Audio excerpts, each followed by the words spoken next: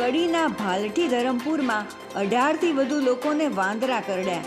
ગામમાં ભયનો માહોલ. મહિલા બાળકો ધોકા લઈને ફરે.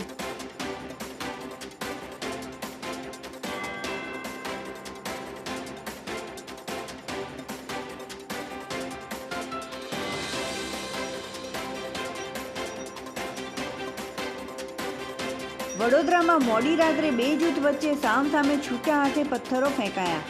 ખાણીપીણીની લારીઓ ચલાવનારાઓમાં દોડધામ મચી.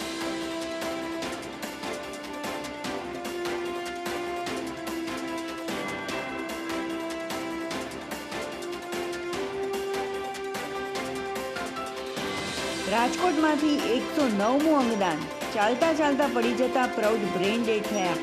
2 કિડની, લીવર, સ્કીન, આંખોનું દાન કરી 6 લોકોને નવજીવન આપ્યું.